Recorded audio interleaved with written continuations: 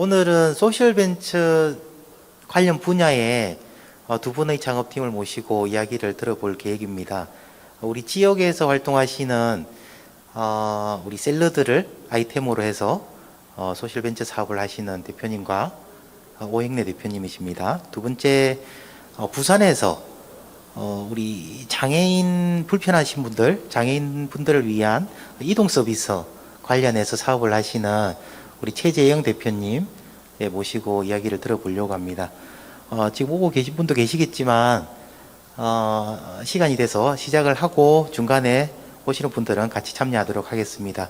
오늘 진행도 우리 공태영 대표께서 직접 진행을 하시면서 커피클럽을 진행을 하겠습니다. 인사드리겠습니다. 공태영 대표님 모시겠습니다. 네, 반갑습니다. 공태영입니다. 저는 정관주 본부장님께서 계속 진행해 주시는 줄 알았는데 저보고 마이크를 주셔가지고 좀 아쉽긴 하지만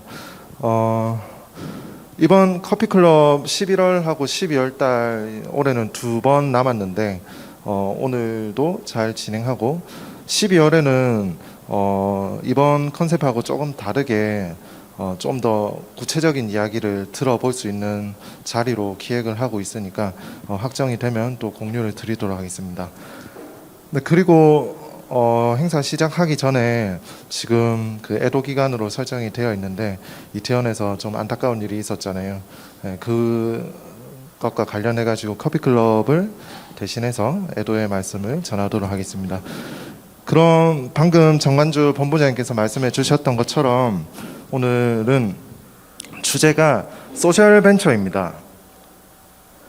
소셜벤처에 대해 가지고 잘 알고 계신 분도 계시고 처음 듣는 분도 계실 것 같은데 소셜과 벤처가 결합된 단어라고 보시면 될 것 같습니다.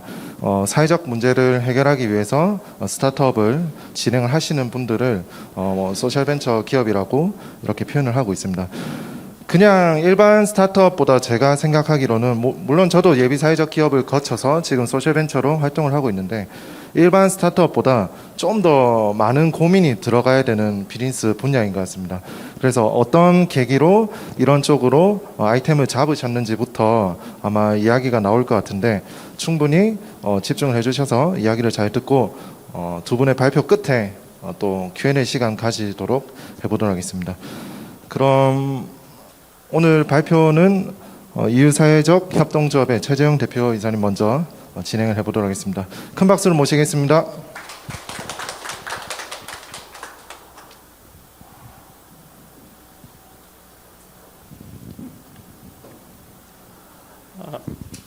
네, 반갑습니다. 이유사회적 협동조합의 최재영 이사입니다. 반갑습니다.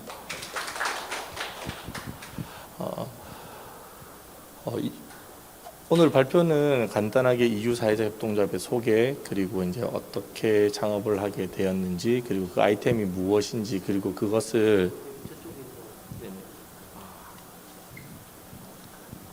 실제 사업화해 나가는 과정들을 좀 구체적으로 설명을 좀 드리려고 생각을 하고 있습니다.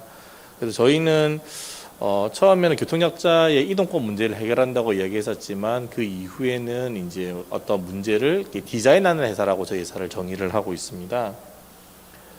현재 저희 회사는 그 부산광역시 센텀시티에 위치하고 있고요. 그리고 사회적 협동조합으로 인가를 받았고, 그리고 현재 그 사회적 기업으로, 그리고 부산 공유 기업으로 이렇게 지정이 좀 되어 있습니다. 그래서 저희 같은 경우에는 교통약자 이동과 관련된 많은 프로그램들을 진행을 하고 있고요. 그리고 최근에는 이제 그게 장애인 중심에서 이제 노인과 그리고 임산부 중심 그 영역으로 더 영역이 넓어져 가고 확대돼 가고 있습니다. 그리고 보시면 저희가 19년 10월 28일에 창업을 해서 저희가 오늘 딱 그 만 3년하고 이제 5일째 되는 날입니다. 자료가 좀 유실된 것 같은데요. 저희 회사 같은 경우에는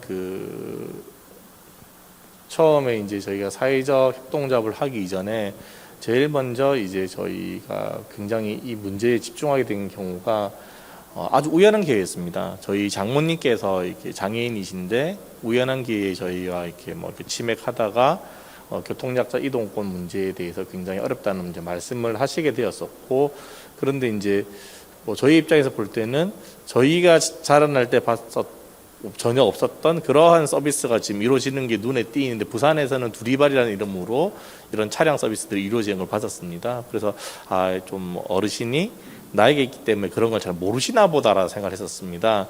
그래서 이제 그거를 이제 확인하기 위해서 저희가 이제 그런 걸 직접 운영하는 기관과 그 다음에 이제 그런 것을 정책을 실행하는 부서들 이렇게 다 미팅을 진행하게 되었었는데, 이제 그 과정에서 이제 이 담당하시는 분들이 이 국가에서 굉장히 좋은 서비스를 이렇게 시해해주고 있는데 어떻게 이 사람들이 불만을 가질 수 있느냐, 그런 어떤 그 마인드를 저희가 읽을 수 있었었고요. 그래서 이제 저희 부부가 거기에 대해서 이거 서비스를 공급하는 사람들이 이런 마인드라면 서비스는 개선될 수 없다라고 생각을 하게 되었었고, 그래서 이제 정말 무모하게 우리가 그걸 해결하겠다라고 이렇게 사업을 이렇게 진행하게 되었습니다.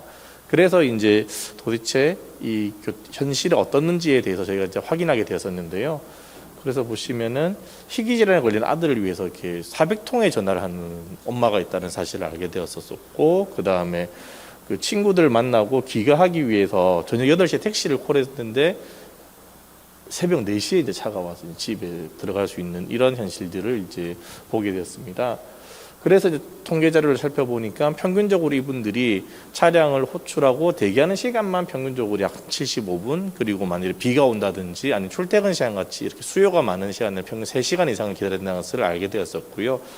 그래서 여기서 저희는 이제 이거는 진짜 우리 장모님 한 명의 문제가 아니라 굉장히 많은 사람들이 이제 문제를 겪고 있다는 것을 이제 인식을 하게 됩니다. 그래서 과연 이 사람들의 수요는 얼마가 있을지 파악을 하게 되니까 저희가 이제 초고령화 사회로 넘어가면서 점점 그 수는 확대되었고, 그래서 우리나라에서 교통약자라고 부르는 사람들의 인구는 이미 30%가 거의 육박을 하게 됐습니다. 그래서 저희가 도대체 이 교통약자는 누구일까에 대해서 또 알아보니까 이것이 이제 저희가 장애인, 그리고 영유아 동반자, 그리고 임산부, 그리고 어린이, 노인까지 이렇게 해서 우리 교통약자라고, 교통약자 이제 이동편의 증진법에 이게 딱 제2조에 명시되어 있더라고요. 그래서 교통약자라는 개념을 알게 되었고, 그 규모를 알게 되었었고, 그럼 과연 이 사람들은 정말 어떤 이동에 대한 욕구가 있는지에 대해서 살펴보니까 역시 마찬가지로 저희와 큰 차이는 없다는 걸 알게 되었습니다. 그래서 충분히 이 문제는 저희가 문제를 인식하는 게 맞구나라고 확인을 하게 되었었고, 그렇다면 이 사람들은 왜 400통의 전화를 해야 되고 왜 굳이 8시에 호출해서 새벽 4시까지 8시간을 기다려야만 하는가를 알아봤더니 이분들은 이제 그 비장애인들에 비해서 경제력이 좀 많이 떨어져 있었습니다. 그리고 그 반면에 이동에 대한 어떤 더 부과되는 비용은 훨씬 더 많다는 걸 알게 되었었고요. 그렇기 때문에 이분들 같은 경우에는 한번 이동하실 때는 신체적인 제약도 있고, 그 다음에 어떤 경제적인 문제 때문에 특별한 교통수단을 이용할 수밖에 없다는 것을 알게 되었습니다. 그런데 이제 이 부분을 해결해주는 이러한 서비스가 정부에서 이제 운영이 되고 있는데요. 현재는 352개 기관에서 이 서비스를 제공을 하고 있습니다. 그런데 문제는 아직도 여전히 법적 기준에 전혀 미치지 못한다는 사실, 그 다음에 더 중요한 거는 효율적으로 운영이 되지 않고 있다는 사실을 알게 되었습니다. 그래서 예를 들면 차를 확보하는 예산을 부분을 예산을 확보를 했었지만 이것을 운영하는 예산을 별도로 확보하지 못하다 보니까 부산 같은 경우로 예를 들면은 차량을 30대를 증차를 했는데 이 차량이 1년 내내 그냥 공유 주차장에 주차가 돼 있는 겁니다. 이 운영할 예산을 확보하지 못하다 보니까 저희가 이걸 보니까 너무 좀 이해할 수가 없었던 현실이었었고, 그래서 굉장히 이것은 효율적으로 운영이 돼야 되는데 안 되고 있더라. 그래서 도대체 이 이동권의 문제에 대해서 더 집중적으로 파고보니까 매 홀수년마다 장애인들에 대한 실제 어떤 문제, 교통약자 어떤 문제 있는지를 매년 국가기관에서 조사를 하고 있었는데요. 내가 교육을 받는 것을 포기한다든지 직장 다니는 것을 포기한다든지 내가 치료를 받는 것을 포기한다든지 많은 이런 부분에서 1위는 아니지만 항상 3위에 드는 것이 바로 이동이 힘들어서 배우는 것도, 내가 일하는 것도 심지어는 치료받는 것도 투표하는 것도 다 포기한다는 것을 알게 되었습니다. 그래서 이동권 문제는 우리가 누리고 있는 기본권 중에 기본권이라는 것을 이제 알게 되었었고요. 그래서 저희가 이 문제를 해결하기 위해서 용감하게 이제 뛰어들게 되었습니다. 그래서 기존의 센터에 가보니까 맨 좌측편에 보시면 나오는 것이 엑셀로 되어 있는데, 저희가 처음에 센터에 갔었을 때는 저기 엑셀에 뭔가를 치면 자연스럽게 이게 막 배차가 되고 이런 건 줄 알았었습니다. 근데 그게 아니고 저건 단순히 이제 기록이었을 뿐이었다는 거죠. 그러다 보니까 어떻게 배차를 하냐면 그냥 이제 순번대로 이제 아까 1번 기사님 배차를 했으니까 이제 이번 차례는 뭐 2번 하셔야 되고 그다음 3번 해야 되고 이렇게 이제 배차를 한다는 거죠. 그러다 보니까 택시 한 대가 8시간 동안 운영을 하면서 평균적으로 5명을 하루에 못 태웁니다, 이게. 근데 보통의 택시들이 일반적으로 이렇게 우리가 콜 시스템이 없는 가운데서는 평균 한 대 택시가 12시간 운행을 하면 평균 한 36회 정도의 손님을 태우시거든요. 그리고 콜이 이제 어떻게 보면 이제 보급되면서는 이제는 뭐 한 40회 이상을 태우면서 거의 차량의 공차 수요가 굉장히 줄어들게 돼 있는데, 요거는 8시간에 5회를 태우니까 굉장히 비효율적이라는 사실이 아마 라는 것을 알게 되었었고요. 그래서 여기서 저희가 이제 이거를 그러면 자동 배차 시스템을 도입하게 되면은 이 문제가 굉장히 많이 개선되겠구나. 그래서 차량을 단순히 늘리는 것이 아니라 기존의 차량을 더 많이 활용할 수 있겠구나라는 생각을 하게 됩니다. 그런데 이제 이 창업을 할 때 이제 문제가 뭐였었냐면, 저희 부부 둘이서 시작을 했는데요. 저희 현재 대표님이신 저희 와이프는 미술을 전공했고요. 저는 이렇게 법학을 전공했습니다. 그러다 보니까 저는 지금도 엑셀을 잘 쓸 줄 모르거든요. 엑셀을 쓸 줄 모르고 그다음에 파워포인트를 전혀 만질 기회가 한 번도 없었습니다. 저희 세대가 대학 가면 컴퓨터 사줄게라는 세대였었고, 대학을 한참 다니고 있는 가운데 인터넷이라는 게 막 보급이 되기 막 시작할 때 학교를 다니다 보니까, 그리고 저희는 레포트란 걸 거의 내본 적이 없습니다. 항상 저희 과는 그냥 책 보고 그냥 시험지 큰 것에 그냥 항상 글 쓰는 그런 연습을 했었고, 그런 두 사람이 이제 창업을 하게 되었는데, 하필이면 도전한 분야가 이 정보통신업 개발 쪽이었습니다. 굉장히 좀 막막했었거든요. 그런데 저희가 어떻게 창업을 하게 됐느냐? 우리는 옳은 뜻을 가지고, 정말 좋은 뜻을 가지고 창업을 하니까 이 취지를 충분히 설명한다면 그 기업들이 기존에 가지고 있는 어떤 시스템을 우리한테 공유해 줄 거야라고 하는 이렇게 막역한 생각을 가지고 이렇게 시작을 하게 됩니다.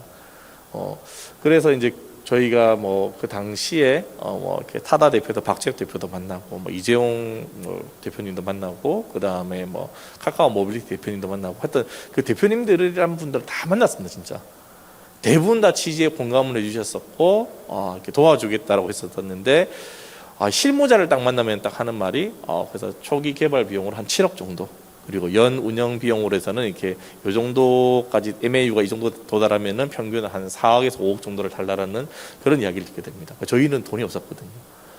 그런데 우연히 이제 현대자동차와 이제 만나게 되면서 현대자동차에서 요거는 이제 사회공헌 부서가 있으니 거기에 연계하게 되면은 이렇게 비용 부담 없이 이거 지원해 주겠다, 좋은 아이템이니까. 요렇게 해서 현대자동차와 이제 MVP를 이제 만들게 됩니다. MVP를 만들게 되었었고, 그리고 이걸 실제 테스트를 진행하다 보니까 그 효과가 보시면은 대기 시간도 굉장히 많이 줄어들게 됐고, 하루 탑승 인원도 굉장히 많이 증가하게 되는 어떤 긍정적인 결과를 저희가 이제 확인하게 되었었고요. 이제 이걸 바탕으로 이게 서비스를 이제 드디어 본격 개발해서 진행하려고 하는 순간, 저희와 함께 손잡았던 이 팀이 저희 아이템 가지고 사내 벤처를 신청하신 겁니다. 그러면서 이제 어떻게 되면 갑자기 바뀌게 됩니다. 그래서 우리가 니네에게 과금을 해야 되겠어. 그래서 다시 이제 현대자동차와도 이게 이제 깨어지게 됩니다. 그래서 이제 이걸 어떻게 할까 고민을 하고 있었는데요. 저희가 처음에 이 사업을 시작할 때 저희는 좀 크게 조직을 만들었었습니다. 저희 실질적으로 부부 2명이서 했었는데, 저희가 처음에 발기인을 20명을 만들었습니다. 제일 잘 아시겠지만 처음 사업할 때 제일 먼저 끌어들여야 되는 것이 우리 가족이고 친구고, 그다음 좀 어리버리한 사람들을 끌어들여서 우리가 참여시켜야 되는데, 저희도 충실하게 여기 따라서 저희 주로 온 친인척들, 친구들 중심으로 이렇게 끌어들였었습니다. 그래서 처음에 20명의 이제 발기인이 설립이 됐는데, 이 사람들이 처음에 얘들이 갑자기 생업을 팽개치고 이런 일을 한다고 생각 처음에 굉장히 좀 의아하게 무슨 좀 애들이 정신이 나갔나 이런 생각을 좀 바라보고 있었는데 계속 애들이 뭔가 꼼지락꼼지락 거리면서 뭔가 결과를 계속 마련해내고 있었었고 그런데 될 듯 하면서 잘 안 되더라라는 걸 알게 되었습니다. 그러다가 좀 안타까웠는지 조금씩 이제 도움을 손길 주는데 여기서 제일 중요한 부분이 단순히 이제 나와 함께 할 사람들을 모으는 게 중요한 것이 나를 지지해서 모으는 게 중요한 것이 아니라 그 사람들 실제 어떤 액션을 할 수 있는지에 대한 정확한 어떤 미션을 주는 게 중요했던 것 같습니다. 그래서 처음에 발기인이 20명이 있었지만 각자가 무엇을 해야 될지 모르기 때문에 출자금 내고 그냥 지켜보는 정도였었는데 구체적으로 이 사람들이 할 수 있는 역할이 그 사람들이 인지를 하는 순간 도움이 되더라고요. 그러면서 저희 조합원 중에 한 분이 이제 현대자동차에서 실제 이제 마카롱 택시라 여기 이제 투자하고 관리하는 쪽에 담당을 하는 분이 계셨는데 이분이 이걸 지켜보다가 내가 이거를 마카롱 택시에 이용민 대표님한테 말씀드리니까 이분이 되게 호의적이다.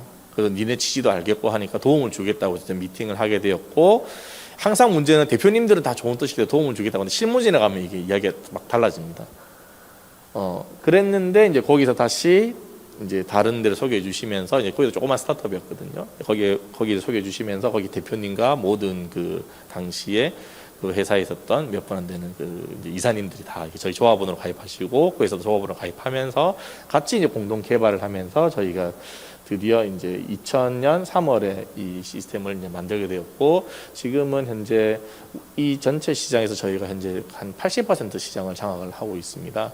그렇게 해서 서비스를 부산 경남을 저희가 타겟으로 한 것이 아니라 저희가 처음에 부산부터 시작을 하려고 했는데요. 부산은 이제 한 개 센터만 하고 있고 제일 큰 센터에서 부산 기업은 못 믿겠다고 하더라고요. 그래서 니네 시스템을 보진 않았지만 우리하고는 전혀 맞지 않을 것 같아. 뭐 이런 황당한 얘기를 들으면서 저희가 제대로 승부를 하려면 수도권으로 가야 되겠다고 해서 저희는 서울에서는 현재 3분의 1 정도를 경기도는 31개 전체를 저희가 다 서비스를 하고 있고 이런 식으로 수도권 중심으로 저희가 공략을 시작을 하게 되었습니다.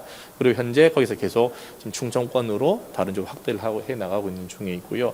그래서 여기서 꼭 드리고 싶은 말씀은 스타트업을 할 때 제일 중요한 부분이 나 혼자 다 한다는 것이 아니라 우리 내부 자원을 어떻게 정확하게 활용할 것인가 그리고 외부 자원들 우리가 내부에서 해결할 수 없는 것을 외부 자원과 어떻게 연결할 것인가에 대한 부분이 정말 중요하지 않은가 생각이 좀 듭니다. 그렇게 해서 이렇게 앱 서비스를 시작하게 되었었고요. 그 다음에 점차 이거는 이제 그 관리하는 시스템입니다. 이렇게 계속 확대를 해 나가고 있습니다. 네.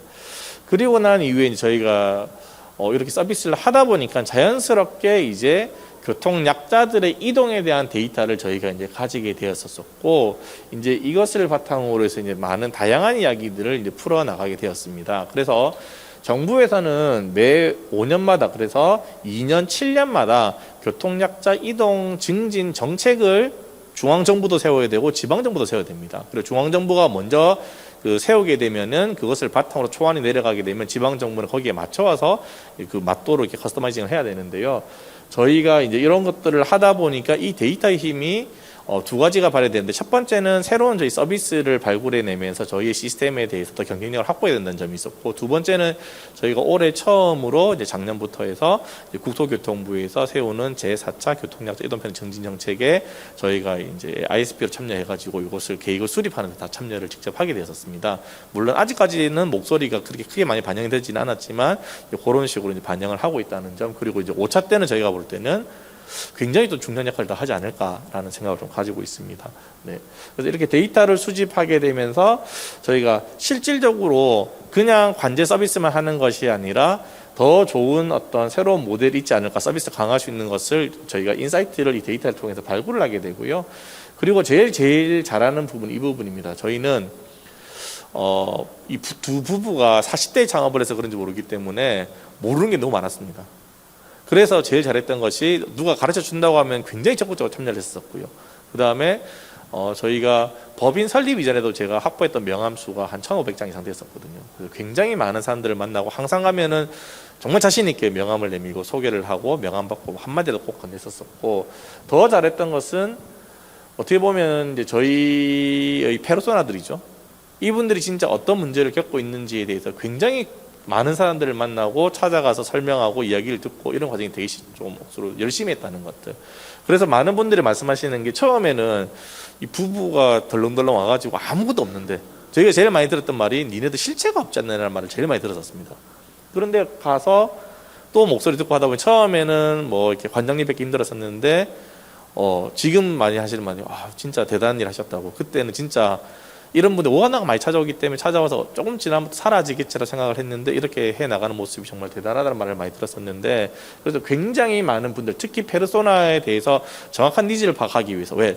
그 이유는 저희는 잘 몰랐었고, 두 번째는 돈이 없기 때문에 실패하면은 그 비용 부담이 더 커지기 때문에 최소한으로 하기 위해서는 정확하게 니즈를 파악해야 된다는 것이 제일 중요했었기 때문에 굉장히 많은 사람들을 만나게 되었었습니다. 그래서 데이터와 이렇게 많은 페르소나를 만났던 경험이 이제 저희가 이제 뭉쳐지면서 조금 더 경쟁력을 가지지 않게 되었나 싶습니다. 그래서 이제 만들어진 것이, 교통약자들 같은 경우에는 대중교통도 많이 활용을 하고 싶지만 문제가 내가 있는 곳에서 대중교통까지 가는 것 자체가 이제 어떻게 배리어로 작용을 한다는 것을 좀 알게 되었었고, 그래서 새로운 서비스로, 그렇다면은 그 정류장까지 가는 것이 아니라 그 차가 내가 있는 곳에 올 수 있다면, 보통은 택시는 굉장히 편하지, 편의성은 증대되지만 비용은 증가하는 그런 단점이 있습니다. 버스는 비용은 낮지만 편의성이 낮다는 것이죠. 그래서 이 두 가지를 결합한 새로운 시스템을 만들게 되었었고요.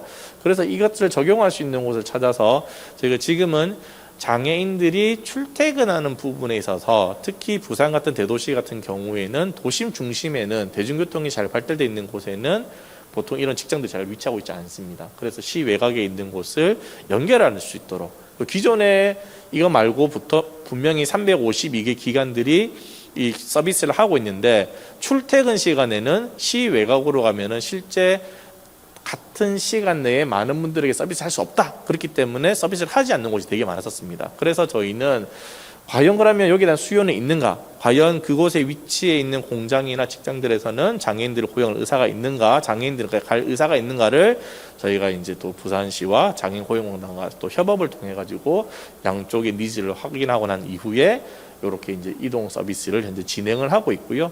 그리고 이건 저희 혼자 진행하는 것이 아니라 저희가 항상 말했지만 외부 자원 활용에 되게 열심이거든요. 그래서 장애인 고용공단, 그리고 나중에 이것을 가지고 고용노동부를 또 설득을 해가지고, 고용노동부에서는 원래 내년부터 정규 사업화를 하려고 하였습니다. 근데 이번에 기재부 딱 가는 순간 탁 튕겨가지고, 이제 현재는 이제 그 정규 사업이 되진 않았지만 현재 저희와 그 한국장애인 고용공단, 그 다음에 고용노동부 장애인 일자리 팀과 함께 이 부분을 정규 사업화하기 위해서 현재 계속 사업을 진행을 하고 있는 중에 있고요. 네네. 그래서 이렇게 해서 이제 실제 일정한 지역에 있는 공장에 갈 수 있는 사람들 수요를 모아서 이분들이 함께 차를 타고 간다 치면은 차량 한 대에 많은 분들이 타고, 그러면은 예산도 절감되고 비용도 절감되고, 그 다음에 차량을 공유하다 보니까 이 많은 차량이 갔을 때에 비해서 이게 환경적으로 또 이렇게 또 친환경적이고 이런 어떤 서비스를 발굴해내기도 시작했습니다. 그래서 이제 저희의 목표는 이런 것들을 바탕으로 해서 기존에 우리 사회에서 많이 있는 이런 차량들을 다 연결할 수 있다면 이 문제를 더 뭐 큰 예산을 들이지 않고 해결할 수 있지 않나 생각을 하고 있고요. 이것을 진행하기 위해서 저희가 가지고 있는 것이 굉장히 다차원적인 것에 대한 문제를 최적화할 수 있는 어떤 이제 엔진들을 저희가 이제 가지고 있습니다. 그래서 이제 그래프 데이터라는 것을 저희가 이제 이것을 활용을 하고 있는 중에 있고요. 그래프 데이터는 간단히 설명을 드리면은 이런 것들을 바탕으로 해서 노드를 정확하게 어떻게 하는 것이 가장 효율적인 것인가를 연결하는 것이고, 근데 저희는 자체적으로 4개의 맵을 이렇게 레이아웃 쌓아가지고 이 문제를 해결해 나가고 있습니다. 그리고 저희의 비즈니스 모델은 이렇습니다.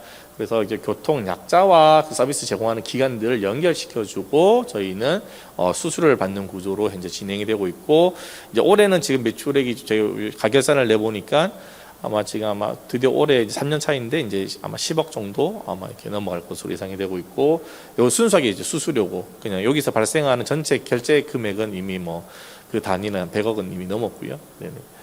그 다음에 요 시장 규모는 이렇게 바라보고 있고, 저희는 여기에서 목표라는 것은 최종적으로는 한 10만 대 정도를 관제하는 것을 이제 목표로 삼고 있습니다. 그리고 서비스 지역을 계속 확대해 나가고 있고, 대상과 서비스를 계속 확대해 나가면서 실제 저희 차량을 가지고 더 효율적으로 운영할 수 있고 더 니즈가 많은 것을 발굴해내서 이것을 그 기관들에 소개를 해주고 그렇게 서비스가 도입되도록 하는 것을 유도해 나가고 있습니다. 그래서 저희가 이제 이 일을 할 때 제일 중요했던 포인트가 자원에 대한 부분들, 우리가 스스로 다 할 수 없기 때문에 내부 자원을 최대한 활용할 수 있는 것들, 그리고 안 되는 것을 외부 자원 어떻게 활용할 것인가에 대한 것을 제가 굉장히 솔직하게 잘 다가갔다는 점. 그 다음 두 번째는 실패하지 않기 위해서 페르소나에 대해서 굉장히 어떤 니즈를 확인하기 위해서 굉장히 많이 만났습니다. 특히 저희가 2019년 1월 23일 날 창립 총회를 했었는데 저희가 최종 법인 설립은 10월 28일 날 이루어졌습니다. 그 기간 동안 그 허가가 떨어지지 않아 가지고 굉장히 그 기간 동안 할 게 없어 가지고 제가 했던 게 뭐였었냐면은 굉장히 많은 분들을 만났습니다. 그래서 설문조사 한 2,000명 이상 했었고요. 그다음에 뭐 FGI 같은 경우에도 160건 이상. 그런데 더 핵심적인 건 더 그래도 할 게 없으니까 뭐였었냐면은 장인 20분 정도를 섭외를 해 가지고 저희가 카메라 세대를 들고 하루 종일 쫓아다녀서 아침에 이분이 나오시면 도대체 기획할 때 어떻게 움직이는지를 계속 촬영을 하다 보니까 정말 그 니즈를 더 많이 알 수 있었고요. 그래서 저희가 일하는 방식이 항상 똑같습니다. 그래서 페르소나가 진짜 무엇을 원하는지에 대해서 확인을 하고 그래서 거기에 대해서 우리가 솔루션을 제시할 수 있는가 그래서 그 솔루션이 과연 통하는가에 대한 것을 검증을 하고 그래서 이제 실제 이제 그것을 고도화해서 사업화해 나가는 이렇게 단계로 나눠져 있습니다. 그래서 저희가 앞에 빠졌던 부분이 뭐였었냐면 저희가 이렇게 해 나가는데 돈이 없는 저희 부부가 처음에 저희 자본금이 20명의 발기인이 있었지만 토탈 600만 원의 자본 가지고 시작을 했었습니다. 이 개발자 한 명도 고용할 수 없었지 않습니까? 그 600만 원 가지고 뭘 하겠습니까? 그런데 저희가 이제 이런 취지를 바탕으로 해서 그렇다면 어떻게 돈이 들어와야지 사업이 진행이 될 텐데 어떻게 할 것인가에 대해서 굉장히 많은 고민을 하게 되었었고 첫 번째 우리가 부자여서 한 돈 100억 확 내놓고 하면은 개발자 많이 보고 하면 진행하면 될 텐데 안 되네. 그 다음에 두 번째가 이제 뭐냐 투자를 받아야 되는데 저희는 불행하게도 비영리 스타트업입니다. 그러다 보니까 투자를 받고 싶으나 투자를 해주지 않습니다. 저희가 줄 수 있는 것은 원금뿐. 그래서 마지막 세 번째가 저희가 택했던 것이 이것과 관련해서 저희가 정부 과제를 되게 많이 수행을 했었습니다. 그래서 저희가 지금 이제 3년 지났었지만 실은 2년 반 차까지 저희가 이뤄낸 정부 사업이 약 700억입니다. 그래서 제가 단언컨대 부산 경남에 있는 사회적 경제 조직에서 3년 동안 받았던 모든 어떤 지원금 다 합쳐도 아마 저희보다 아마 적을 겁니다, 작다. 네네. 그래서 저희가 그런 어떤 많은 어떤 정부 사업에 통과될 가장 큰 이유는 이 과정들을 사업 계획에 굉장히 잘 녹여냈었고요. 그래서 여기는 작지만 맡기더라도 실패하지 않을 것이라는 것들에 대한 것들을 굉장히 잘 입증을 하지 않나 싶고 그 과제에 제일 중요했던 부분이 아까 말씀드렸지만 페르소나의 진짜 니즈가 뭐고 거기서 그 문제의 원인이 뭔지 정말 집중적으로 파고들었었고 그것을 해결하는 과정에 대한 시나리오를 정말 잘 썼다는 점이 아마 제일 핵심이 아니었는가 제 개인적으로 그렇게 생각을 좀 하고 있습니다. 그러다 보니까 저희가 자연스럽게 이런 효과뿐만 아니라 저희 이런 어떤 그 특징도 가지고 있고요. 실은 저희 와이프고 접니다. 그래서 이제 둘이 같이 현재는 사실고 조합원도 같이 진행을 하고 있는데 핵심은 많은 저희가 자원들을 굉장히 연계하는 것을 제일 잘했다는 점들. 그래서 저희가 굉장히 많은 곳과 협업을 통해서 많은 사업을 진행을 하고 있고요. 그래서 저희가 제일 많이 하는 것이 그런 니즈를 파악하고 나서 과연 이것이 실제 우리가 제안하는 그 문제 해결 방식이 맞는지에 대한 것을 리빙랩을 통해서 굉장히 확인을 잘했었고 이 리빙랩을 통해서 아이디어가 사업화하는 과정에서 부족한 부분이 무엇인지를 굉장히 잘 점검했다는 점입니다. 그리고 그것을 데이터로서 뒷받침할 수 있었고 많은 기관들과 협업을 했다는 것이 굉장히 중요한 것 같고 현재도 저희가 부산광역시에 있는 7개 과와 함께 계속 협업을 진행을 하고 있습니다. 그래서 이제 이런 것들이 녹아나는 것이 대표적인 사례가 저희가 실은 공무원분들이 이동을 좀 하지 않습니까? 보직이 장애인 복지과 같이 일을 했었는데 이분들이 갑자기 복지정책과로 그리고 노인복지과 가시니까 대표님 우리 이쪽에 이런 과제가 있는데 같이 좀 진행을 하자. 이러니까 자연스럽게 일이 이렇게 넓어지게 되었었고요. 그래서 현재는 이제 이것을 벗어나서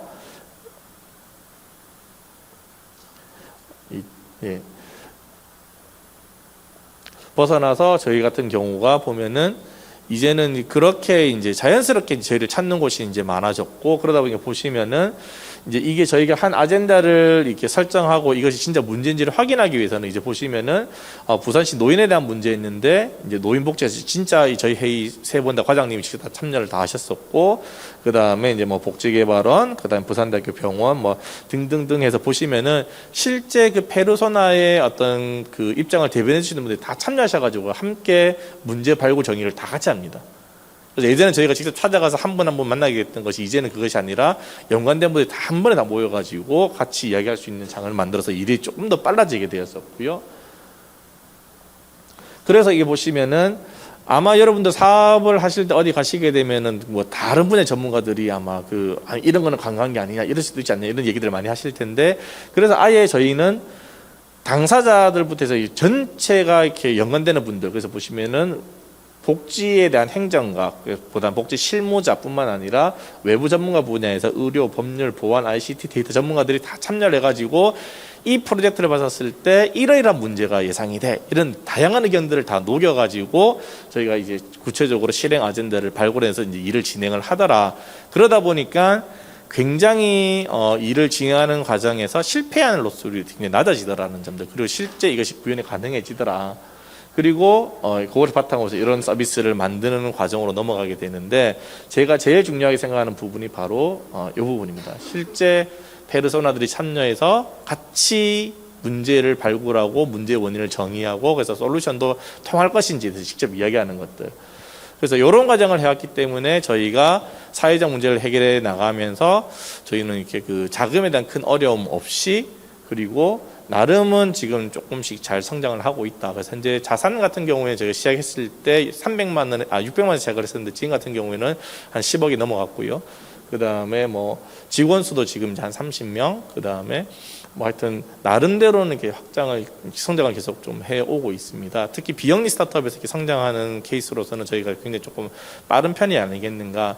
그래서 지방에 있지만 그런 문제를 극복하고 나갔을 수 있었던 것이 제일 중요한 점이, 잘 모르기 때문에 많이 물으러 다녔고, 특히 누구에게 페르소나에게 굉장히 많이 물어봤었고, 그리고 그걸 바탕으로 해서 우리 두 부부가 해결할 수 없으면 내부 자원에서는 어떻게, 내부에서 해결 안 되면 외부 자원을 어떻게 연결할 것인가, 이런 것들을 굉장히 좀 잘 모른다는 것으로 정말 솔직히 다가갔기 때문에 이게 성장할 수 있는 기회가 되지 않았을까 싶고, 이것을 바탕으로 해서 저희가 처음에 생각했던 그런 소셜 미션도 조금씩 추구해 나가고 있는 게 아닌가 싶습니다. 네, 이상 발표를 마치도록 하겠습니다.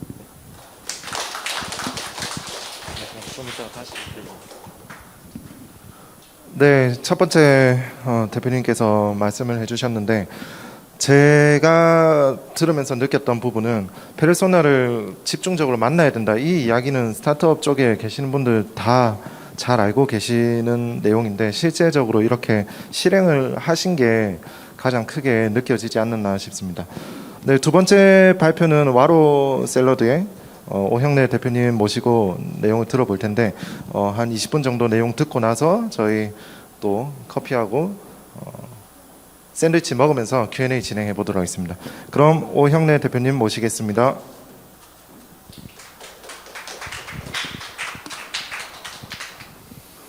네, 반갑습니다. 현재 주식회사 와로를 운영하고 있는 오형래라고 합니다. 네, 우선 주식회사 와로는 지금 현재 진주에서 저희가 활동을 하고 있고, 사회적 기업을 올해 9월 달에 인증을 받았습니다. 그리고 많은 분들이 궁금해 하시는데, 와로의 의미에 대해서 많이 궁금해 하세요. 와로는 저희가 처음 요 CR 로고를 만들 때 사회적 기업 창업, 소셜벤처 창업을 염두에서 이름명을 짓다 보니까, 와로가 이제 순 한글로 뭐뭐와 함께 더불어라는 뜻이 있습니다. 그래서 그런 사회적 기업 저희가 하고자 하는 방향성과 맞아서 와로라는 이름을 지었습니다. 네, 저희는 건강한 지역 사회를 만드는 넘버원 음식 플랫폼을 지향을 하고 있고요. 건강한 음식이 이 개개인의 건강뿐만 아니라 어떤 좀 크게는 지역 사회까지 변화를 시킬 수 있다라고 믿고 있습니다. 네. 그래서 저희는 로컬 푸드를 활용한 건강식들을 제조 및 판매를 하고 있고, 현재 지역의 이제 자립준비 청년이라는 아마 보호 종료 대상 어린이 뭐 이렇게 좀 익숙하실 것 같은데, 자립준비 청년들을 좀 고용하고 하는 일에 집중을 하고 있습니다. 네, 보호종료 아동, 자립준비 청년들 같은 경우는 해마다 약 2,500명이 자신이 지내던 시설에서 나와서 만 18세에 스스로 자립을 해야만 하는 상황에 놓이게 되는데요. 이들의 4명 중 1명은 정부의 어떤 보조금으로 생계를 유지해 나가고 있습니다. 네, 자립준비 청년들이 무엇보다 이러한 혼자 자립을 해야만 하는 상황에서 가장 취약한 부분은 자립에 대한 역량이 많이 부족하다는 부분인데요. 실제로 시설에서 자신이 지내다가 시설에서 이런 다양한 교육들을 하고 있지만 시설의 교육의 한계가 집단으로 주로 교육을 하고 있다는 점에서 개개인의 어떤 역량을 그렇게 키워내기에는 쉽지 않은 환경에 처해 있고요. 그래서 이 친구들이 막상 나오게 됐을 때 대학 진학률도 일반 청년들보다 낮고 실업률 또한 회사에 연계해서 취업을 하지만 실업률 또한 높은 상황에 놓이게 됩니다. 그래서 저희는 이런 자립준비 청년들의 어떤 경쟁적 어려움 그리고 초기 사회에 진입할 단계에서 겪는 어려움에 문제를 포착을 하고 이 부분을 좀 해결해 보자라고 해서 처음에 출발을 했었고요. 저희도 대학생 이제 사회복지학과 3명이 모여서 창업을 이제 지역에서 했고 어떤 창업에 대한 뭐 경험이나 이런 것들이 사실은 없는 상황에서 창업을 하게 되었습니다. 그래서 저희는 저희가 내놓은 솔루션은 지금 샐러드 소셜 프랜차이즈라는 와로 샐러드라는 브랜드를 통해서 오프라인 매장을 전국적으로 확대를 하고 있고 그 매장을 통해서 이 자립준비 청년들의 어떤 경제적 부분이나 초기 사회 진입 단계에 필요한 역량들을 교육을 시키는 솔루션을 제공을 하고 있고요. 초창기에는 저희가 이 친구들을 안정적인 일자리를 만들자, 고용하자라고 했지만 사실 매장에서 안정적으로 고용한다는 것 자체가 일반 자영업자들도 많이 힘든 상황이고 이 친구들을 고용한다는 것 자체도 잘 쉽게 되지 않더라고요. 그래서 저희가 어떻게 하면 도움을 줄 수 있을까라는 고민을 많이 했고요. 그 결과 지금은 현재는 저희가 일경험이라고 디딤돌 일자리라고 합니다. 이들이 사회 초기 나가기 전 단계에서 어떤 고객 관리나 고객 응대 그리고 뭐 메뉴를 만든다거나 여러 가지 측면 오프라인 매장에서 발생되는 일들을 통해서 다음 사회에 진입했을 때 필요한 기술들을 역량들을 강화시키는 거에 좀 초점을 맞춰서 진행을 하고 있고요. 저희 지금 창원 같은 경우는 중앙동의 매장은 이런 관련 기관과 계약을 맺어서 이러한 친구들이 한 3-4명씩 로테이션으로 실제로 매장들을 운영을 하고 있습니다. 저 또한 이러한 경제적 어려움이 있었어요.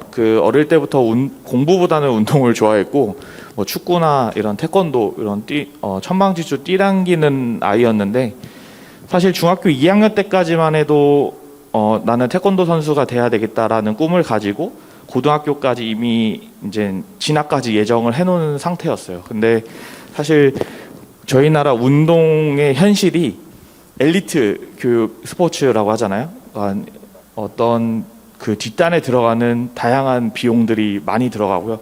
훈련할 때 그리고 뭐 이런 유튜브에 나가겠지만 뭐 이런 감독들, 코치들 이런 돈 여러 가지 그런 것들이 너무 불합리한 것들이 많고요. 그렇다 보니까 사실은 저희 가정 형편이 그렇게 좋지 않다 보니까 그런 것들이 다 비용을 내지 못하게 되고 어쩔 수 없이 운동을 이제 포기해야만 하는 개인적인 경험이 있었습니다. 그리고 그런 개인적 경험을 바탕으로 나와 비슷한 상황에 처해진 아동 청소년들에게 조금 더 경제적 어려움으로 어떤 꿈을 포기하는 그런 아이들을 한번 도와보자, 그런 걸 좀 바꿔보자라는 생각으로 사회복지사가 이제 대학 진학할 때 사회복지사가 되자라고 진학을 했었고요. 막상 사회복지사가 되려고 다양한 봉사활동이나 실습을 했는데 또한 한계가 있어요. 그러니까 정부의 어떤 보조금적인 한계라든지 그런 제도적인 한계들이 있어서 이런 것들을 좀 한계적으로 좀 벗어나서 이들을 어떻게 더 도와줄 수 있고 사회적으로 어떤 임팩트를 더 크게 창출할 수 있을까라는 걸 고민하다가 자연스럽게 사회적 기업, 소셜벤처 창업에 발을 디디게 됐고요. 그 전에 이제 제가 창업이라는 걸 하기 위해서는 준비가 필요하다고 생각을 했어요. 그래서 군대를 갔다 오고 나서 사실 사회복지학과이니까 사회적 복지 이런 마인드는 충분하다라는 생각을 했고요. 근데 단 창업적인 부분에서 너무 부족하고 돈을 벌어본 경험이 없어서 23살 때 이제 아예 풀 대출을 받아서 치킨집을 이제 창업을 먼저 했습니다. 이 치킨집 창업은 제가 이제 군대 갔다 와서 알바를 했던 곳인데요. 이 사장님께서 다른 이제 이런 사업을 하신다고 급하게 돈이 필요하시다고 넘겨야 되겠다. 그러면 제가 받겠다. 근데 이제 규모가 한 35평, 40평입니다. 그러니까 되게 규모 있는 매장이어서 제가 갖고 있는 돈으로는 할 수가 없더라고요. 물론 부모님도 지원하기가 힘든 상황이었고요. 그래서 그때 그냥 저도 어떤 생각인지 모르겠지만 사장님한테 보증을 서달라라고 이야기를 해서 대출 이제 보증 서서 받은 돈이랑 그리고 술집을 운영하면 주류 대출이라는 게 있어요. 주류 회사에서 해주는 대출이 있는데 무이자로 해줍니다. 그래서 그런 주류 대출 그리고 그 제가 모았던 돈들을 합쳐서 마이너스 6천만 원으로 이제 치킨집을 인수해서 운영을 하게 됩니다. 아마 프라닭 치킨이라고 하면 다들 아실 거고요. 이 당시에는 근데 10명 중에 1명 알까 말까 하는 브랜드였습니다. 그래서 이 프라닭 치킨을 이제 3년 동안 운영을 하면서 아 이런 시스템으로 돈을 버는구나. 뭐 이제 이 매장이 기업이랑 비교하면 당연히 안 되겠지만 뭐 나름 알바생 면접도 뽑아 사람도 관리해보고 뭐 어떤 재고 관리나 여러 가지 측면에서 많이 배웠다고 생각을 합니다. 그래서 이런 경험을 바탕으로 이제 사회적 기업 창업을 본격적으로 시작을 하게 됩니다. 그래서 처음에는 어떤 아이템을 하면 좋을까라는 고민을 많이 했고요. 근데 이런 말이 있잖아요. 창업을 할 때 내가 갖고 있는 역량 혹은 내가 관심 있는 분야나 그런 쪽으로 창업을 하라고 얘기를 하는데 제가 관심 있는 분야는 사회복지고 경험을 했던 건 매장 창업밖에 없었어요. 그래서 이 두 개를 합쳐보자라고 해서 요식업 쪽으로 분야를 결정을 하게 되었고요. 그리고 자립준비 청년들이 나중에 매장을 운영하는 모델을 생각을 했을 때 위험 요소가 적어야 되겠다라는 생각을 했어요. 그러니까 치킨집 같은 경우는 오븐이나 튀김기 여러 가지 이런 좀 나름의 위험 요소들이 있어서 그런 것들을 배제하고 나서 창업 아이템을 선정을 하다 보니까 뭐 디저트, 카페, 도시락, 샐러드 여러 가지 품목 그 업종 중에서 저희는 샐러드를 고르게 됐고요. 그런 이유도 한 가지 있었고 또 한 가지는 사실 건강이라는 트렌드가 계속 지속적으로 확대되고 있었고 이 트렌드는 쉽게 꺼지지 않겠다라는 생각을 하게 되었습니다. 그래서 샐러드를 선택을 해서 사실 평소에 샐러드를 사 먹지 않다 보니까 좋아하지도 않았고요. 그래서 이제 메뉴를 개발하기 위해서 이제 전국에 좀 유명한 샐러드 집들, 프랜차이즈 브랜드들을 좀 다니기 시작을 했습니다. 이렇게 시장 조사를 하고 나서 이제 저희만의 어떤 맛을 내야 되잖아요. 샐러드 같은 경우는 사실은 이미지상으로는 봤을 때는 만들기가 되게 쉬워요. 그 중에 이제 맛을 내는 드레싱이 가장 핵심이라고 생각을 했어서 이제 전문가분들을 통해서 이제 저희가 생각했던 어떤 드레싱의 방향성을 가지고 함께 개발을 하게 됩니다. 그래서 그 당시 저희가 가졌던 방향성은 대부분의 샐러드 드레싱이 다 마요네즈나 이런 오일리한 베이스여서 좀 더 한국식 입맛에 맞춘 드레싱들을 개발을 하자였고요. 그래서 뭐 간장이나 고추장, 된장 이런 것들을 활용한 드레싱들을 개발을 했습니다. 그리고 실제로 사회복지학과다 보니까 이런 건강, 영양 이런 쪽에는 아예 관련 지식이 없었어요. 그래서 제가 그 사회적 기업가 육성 사업을 통해서 이제 다양한 전문가분들이랑 멘토링도 했었고 또 요리도 할 줄 알아야 되니까 요리도 배웠었습니다. 그리고 저희가 실제로 이제 제품 개발을 하고 나서는 이제 소위 창업 교육이나 이런 걸 받다 보면 실제로 고객들에게 테스트를 해야 된다고 하잖아요. 그래서 저희는 진주에서 총 5번의 샐러드 시식회를 했었고요. 이때 페이스북이나 인스타 뭐 네이버 카페를 통해서 무작위로 이제 모집을 해가지고 테스트를 했었고 대신에 뭐 어떤 연령이나 성별 이런 것들은 저희가 좀 조정을 했었습니다. 그래서 5번의 샐러드 시식회를 진행을 했었고 여기서 나온 설문 결과를 바탕으로 저희가 제품들을 개선을 해 나갔습니다. 그리고 중요한 거는 샐러드다 보니까 재료를 어디서 갖고 오냐가 되게 핵심이었어요. 그래서 처음에는 어떤 그냥 지역의 식자재 마트나 뭐 농수산물 이런 데서 구입을 하자였는데 사실 저희가 바라는 건 사회적 기업이고 사회적으로 어떤 긍정적인 영향을 내자라는 어떤 열정이 그 당시 많이 넘쳤었기 때문에 그것보다는 지역의 이런 작은 소규모 농가와 컨택을 해서 공급을 좀 받으면 어떨까라는 생각에 진주부터 해서 여러 경남 지역들을 돌아다녔었고요. 지금은 이제 사천이나 뭐 함양 그리고 뭐 고성 이런 데를 통해서 어떤 뭐 밤 율피부터 양파, 방울토마토 이런 쌈채소들 이런 것들을 이제 계약을 체결해서 공급을 받고 있습니다. 네, 이렇게 지역별로 이제 품목이 좀 다양하다 보니까 얘기를 할 때 이 사회적 가치로선 되게 좋은데 실제로 해보니까 너무 힘들고요. 지역에서 예를 들면 유통 과정을 없애고 로컬 푸드를 계약해서 쓰면 더 싸지 않을까라는 생각들을 많이 하세요. 근데 현실은 저희가 뭐 대규모의 양을 사는 것도 아니고 그렇다 보니까 비싸요. 실제로 어떤 경매나 농수산물이나 도소매 이런 마트에서 사는 것보다 저희는 조금 더 비싸게 갖고 오고 있는데 대신에 1년 동안 가격은 똑같습니다. 네, 그렇게 조건을 맞춰서 농가와 계약을 맺고 이런 것들을 공급을 받고 있고요. 많이들 좀 착각을 하세요. 이 유통 과정이 없으면 쌀 거다라는 막연한 생각이 있으신데 실제로는 그렇지 않습니다. 그리고 되게 귀찮아하세요. 이 직접 보내주셔야 되니까 택배나 아니면 저희가 또 가지러 가거나 이런 번거로움들이 많다 보니까 네, 저희도 막 하다가 이걸 어떻게 해야 되나 고민을 많이 했었고요. 그리고 이제 이런 농가들과 연계를 하다 보니까 또 이러한 기회가 있었어요. 저희가 합천에 양파나 이런 게 유명해서 처음에 양파 농가나 이런 데를 많이 찾아다녔는데 찾다 보니까 합천에 밤이 또 유명하더라고요. 공주하면 밤 떠올리시겠지만 전국에 두 번째로 생산량이 많을 만큼 합천에는 밤이 유명하고요. 그래서 이 밤, 그리고 밤 중에서도 안에 그 속껍질을 율피라고 해요. 그래서 그 율피가 예전에는 뭐 어떤 한약재나 여러 가지 뭐 화장 미용이나 이런 건강 재료로 쓰이고 있는데요. 이런 율피를 어떻게 하면 좋을까에 대한 고민들, 걱정들이 많이 있으셔서 저희가 이제 농가분들이랑 같이 밤이랑 율피를 섞은 떡을 만들게 되었습니다. 그래서 건강한 떡을 만들어서 지금은 이제 율피 떡볶이라고 해서 매장에서 판매를 하고 있고요. 어떻게 하다 보니까 이게 이제 율피떡은 사실 저희가 농가와 컨택해서 만들었기 때문에 다른 매장에서는 맛볼 수가 없잖아요. 그런 또 기회를 잡게 돼서 이런 메뉴들도 개발을 하고 있습니다.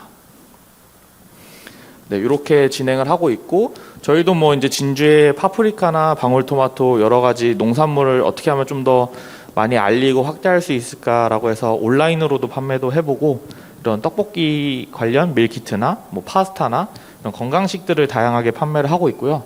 그리고 또 우연찮게 이제 군산에 어떤 한 사회적 기업에 연락이 와서 군산의 로컬 푸드를 활성화시키고 싶다라고 해서 샐러드를 프로젝트로 개발을 했었고요. 뭐 우레 장아찌 혹시 들어보셨나요? 이 주박을 우레라고 하는데요. 그걸 장아찌로 군산에서는 이제 많이 알려져 있더라고요. 그래서 우레 장아찌나 흰 찰쌀 보리, 열무 이런 것들을 활용해서 샐러드를 만들었습니다. 요거에 또 재밌는 에피소드는 SK 회장님께서 저희 샐러드를 또 드셨습니다. 행사 때 네, 그런 일화가 있어서 되게 기분이 좋았습니다. 네. 그렇게 해서 이제 본격적으로 이제 우리가 사업을 하기 위한 매장들을 준비를 해 나갔고요. 네, 이렇게 인테리어부터 매장을 준비를 시작을 하게 됩니다. 프랜차이즈 사업을 하려면 사실은 실제로 매장을 운영을 해보고 나서 그 관련된 매뉴얼부터 준비들이 필요하기 때문에 실제로 매장을 준비해서 한 2년 동안 운영을 했었습니다. 네, 이렇게 배달도 하고 있고요. 네, 온라인도 판매를 시도를 했었습니다. 네, 그리고 저희가 지금은 샐러드 뿐만 아니라 조금 더 어떻게 하면 건강하게 이런 음식들을 제공할 수 있을까에 대한 고민들이 많았어요. 실제로 고객님들은 샐러드를 먹으면 내 몸이 건강해진다라고 생각을 하고 있지만 사실상 개개인별 특성에 따라서 필요한 열량이라든지 이런 구성들이 다 다르거든요. 그래서 저희가 실제로 조사를 해보니까 이런 식생활적인 부분이나 이런 부분에서 많이 좋지 못하다는 걸 또 발견을 하게 되고 이런 연령대별로 결핍된 영양소들이 많다는 걸 또 알게 되었고요. 실제로 이런 영양 결핍까지 이어지게 되면 결국은 질병으로까지 이어지게 됩니다. 그래서 이러한 사실들을 샐러드 매장을 운영하다 보니까 또 발견을 할 수 있었습니다. 그래서 저희는 이러한 부분을 또 어떻게 해결하면 좋을까에 대한 고민들을 최근에 올해부터 많이 하게 되었고 이제 실제로 또 코로나 기간 동안에 이런 영양결핍 환자들도 또한 많이 증가를 하게 됐다는 것도 알게 되었습니다. 네, 전문가들은 사실 개인별로 필요한 영양소가 따로 있고 그에 따라 먹는 음식이 달라져야 된다고 이야기를 하고 있는데요. 저희도 샐러드 매장을 운영하면서 샐러드를 판매하고 있지만 좀 고민이 많았어요. 이게 건강식이라고 알리면서 판매를 하고 있지만 진짜 건강할까에 대한 고민들 이런 것들이 많이 있었고요.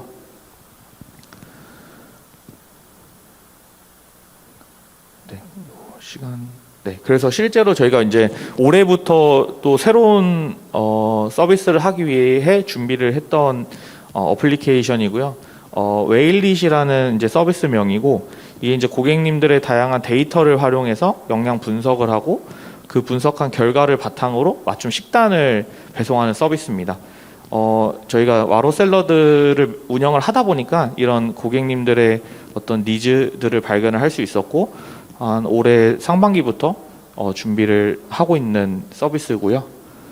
이렇게 구성이 되어 있습니다. 네, 이 또한 또 앱 개발 전에 실제로 이런 수요가 있나 이런 것들을 좀 확인하기 위해 크라우드 펀딩을 좀 활용해서 MVP 테스트들을 진행을 했었습니다. 그리고 MVP 버전의 앱을 개발해서 설문조사들도 진행을 했었고요. 네, 이렇게. 그래서 저희는 이제 작년까지 샐러드 소셜 프랜차이즈 와로 샐러드에 좀 집중을 했다가 올해부터는 와로 샐러드는 그대로 저희가 시스템적인 부분이나 이런 것들이 갖춰져 있기 때문에 그대로 확장하는 데는 무리가 없다라고 생각을 해서 와로 샐러드는 그대로 진행을 하고 있고 사실 이 새로운 신규 서비스를 좀 더 올해는 집중을 많이 했습니다. 그래서 실제로 크라우드 펀딩을 통해서 MVP 테스트 등을 진행을 하고 앱 기획부터 설계를 해서 올해 11월 달에 1차 개발이 완료될 예정이고 내년 3월에 아마 앱 서비스가 정식적으로 출시할 계획을 갖고 있습니다. 그래서 이 앱 또한 지금 별도로 브랜드명을 하고 있지만 와로 샐러드랑 연계해서 같이 서비스를 진행할 계획이 있습니다. 뭐 저희도 육성 사업 초반에는 그 와로 샐러드 처음에 매장을 열었을 때 배달의민 쪽에 등록하면 다 잘 팔릴 줄 알았거든요. 진주에서는 샐러드 배달을 하는 데가 없어서 우리가 등록하면 잘 되겠다라고 했는데 첫 달 매출은 48만 원? 이었어요. 아직도 기억나는데 48만 원이었고 그래서 이거를 어떻게 팔면 좋을까 여러 가지 이제 고민하고 지역에 좀 다양한 어떤 뭐 컵과일 뭐 이런 케이터링부터 진짜 매출을 올리기 위해서 나름 고군분투를 했었고요. 그래서 1년차 때는 뭐 2,700 정도의 매출이었고 올해는 한 5억 정도 매출을 기대를 하고 있습니다. 그리고 올해에 조금 더 활발하게 저희가 매장과 연계를 해서 자립준비 청년들에게 일경험들을 제공을 했고 13명의 친구들에게 이런 매장 운영부터 여러 가지 자립 교육들을 진행을 했었습니다.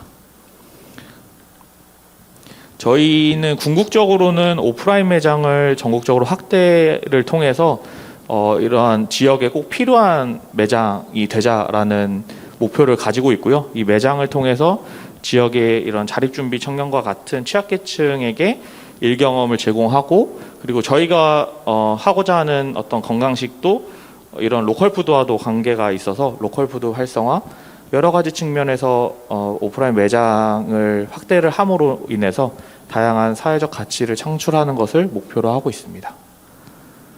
네, 이렇게 해서 제 이야기는 마무리하도록 하겠습니다. 감사합니다. 네, 두 대표님의 발표 잘 들었습니다. 저는 듣다 보니까 궁금한 게 너무 많이 생겼었는데 저희가 늘 하던 대로 한 10분 정도 Q&A를 위한 테이블 마련하는 동안에 커피하고 샌드위치 가지고 오셔가지고 드시면서 Q&A 시작하도록 하겠습니다. 그럼 10분 뒤에 진행을 다시 하도록 하겠습니다. 네, 이제 Q&A 시간 진행해 보도록 하겠습니다. 오늘 두 분이 소셜벤처 이런 사회적 경제 쪽에 주제를 가지고 오늘 발표를 해주셨는데 제가 이렇게 진행 역할을 맡다 보니까 여기 참여해 주시는 분들이 제가 혁신센터의 관계자로 아시는 분들이 계시더라고요. 근데 저는 기술자 숲이라는 회사를 운영하고 있는 상황 상황에서 저 역시 소셜벤처 타이틀을 가지고 활동을 하고 있다 보니 좀 궁금한 게 또 많이 생겼던 것 같습니다. 특히 수혜자라는 부분에 대해서 한번 이야기를 해보고 싶은데, 저희 같은 경우는 맨 처음에 저도 회사 생활을 하다가 창업을 하기로 마음먹었던 계기 자체가 중장년들이 겪고 있는 경제 문제를 해결해 보고 싶다라는 생각을 가지고 이렇게 창업을 했었거든요. 그래서 이렇게 우여곡절 끝에 피벗도 여러 번 했지만 그래도 변치 않는 부분은 중장년들의 문제를 해결해 줄 수 있는 서비스를 계속적으로 이어나가고 있는 상황인데, 저는 그게 제가 버틸 수 있고 앞으로 계속 나아갈 수 있게 만드는 동력이 된다고 생각을 하고 있거든요. 근데 두 분 같은 경우는 이유 같은 경우는 수혜자가 이동약자로 보이고, 와로 같은 경우는 자립준비 청년으로 보이는데, 실제로 두 대표님께서도 이렇게 수혜자를 이런 식으로 설정을 해둔 게 계속 버틸 수 있는 동력이 되는지, 그리고 수혜자를 바꿔야 되겠다라는 생각을 해보신 적은 있는지 한번 답변을 들어보고 싶습니다.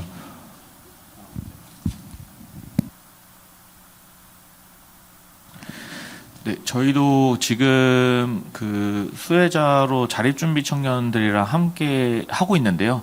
사실 중간에 고민도 있었습니다. 어떤 고민이었냐면, 그 지역에 사실 자립준비 청년이 진주 같은 경우는 저희가 예를 들면 시설에서 나와서 고용할 수 있는 인력이 2명밖에 없었거든요.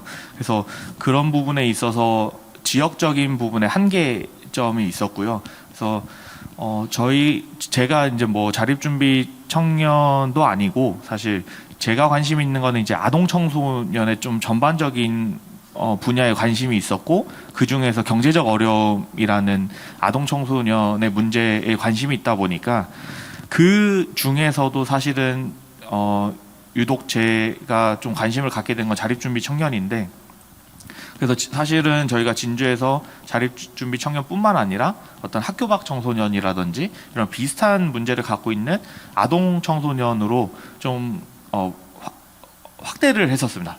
수혜자 대상자를 확대를 했었고, 저희는 이들을 사회 진입 취약계층이라고 다시 저희 나름의 명칭들로 그렇게 해서 수혜자 부분을 좀 확대를 해서 진행을 했었고요. 기업을 운영하다 보니까 사실 어려운 문제가 되게 많지만 사실 말씀해 주신 대로 이러한 부분이 조금 더 내가 해야 되는 이유인 것 같아요. 네, 그래서 저 또한 그런 개인적인 어려움도 있었고, 그래서 그런 문제를 전체적으로는 해결을 하지 못하겠지만 조금 일부라도 저희가 하고자 하는 뭐 제품 서비스를 통해서 조금이라도 도움이 된다면 의미가 있지 않을까라고 생각을 하고 있습니다.